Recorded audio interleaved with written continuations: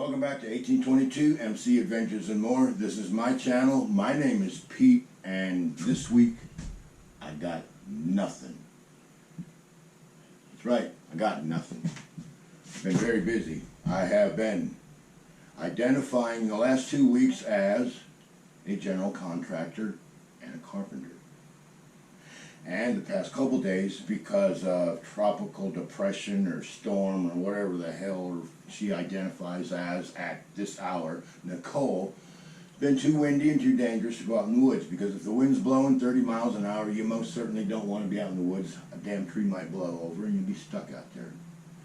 Anyways, so I'm going to try to do something a little different here today, guys. We are going to do a voiceover. And I have some pictures that I have taken of some of my projects around the homestead. The new fence, they left, the guys that put the fence up, I didn't do it. They tore it down, the old one, and they left it here for me because I knew I could recycle about 70 to 75% of the wood. So I'll be using it for projects that don't demand a lot of structural integrity. So with that being said, let's try doing a voiceover, and I'll give you a quick rundown on the hacienda. And next week, even though it is going to be cold as shit, it's supposed to be down in the low 30s and into the high 20s next week. So there'll be no stealth camping with a ranger roll.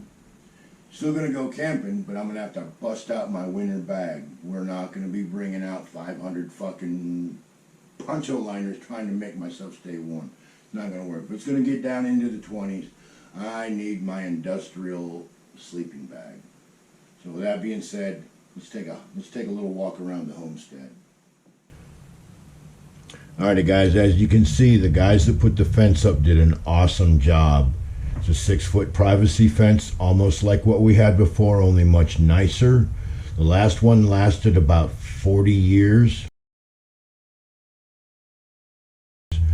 They also left me this pile of the old panels and a pile that was about a third that high that I've already eaten, and I'm using, like I said, 70-75% of the wood. As you can see, when you sand it down, the wood's actually good, just a little dry.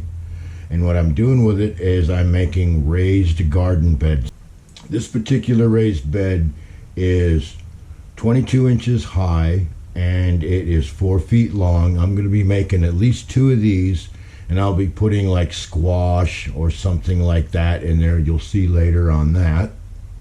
And the stack of new wood that wasn't used, I've been gnawing on that. I've already made a fence, and the culls are going down in the ground to help something from digging underneath the fence. And this chicken house right here, I've refurbished it. It originally was sitting on the ground. It's 3 feet wide, 5 feet long, and 43 inches high. And now it's going to have a half wooden picket type fence and chain link fence around the rest of it. It will have, now that it's 2 feet off the ground, it will have a traditional ramp going up into it. I will be having a crossbar that will lock that door.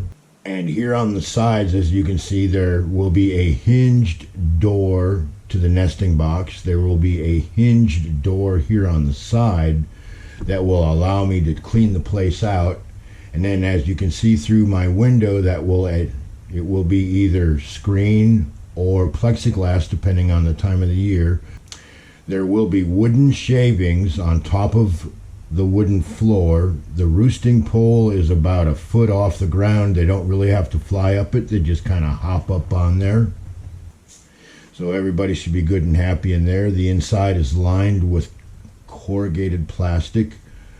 This aluminum sign will be sealed because I'll be using the door on the side. That box is 16 by 16 by 24. And on the back side, I will be using a piece of rain gutter and a downspout, and I'm planning on hopefully having 3 rain barrels on there with a rain spigot on the lowest one, so I'll be able to use that for gardening purposes. And as you can see, the fence is a combination of pallets and an 8-foot fence that I made with the leftover wood. The roof on the back side of the chicken coop is a 6 foot by 3 foot aluminum sign and a couple of other smaller aluminum signs that I scabbed up in there. So the back side of the roof is aluminum signage, and the front side of the roof is old school 5V tin, which all will be painted silver, and it should look real nice.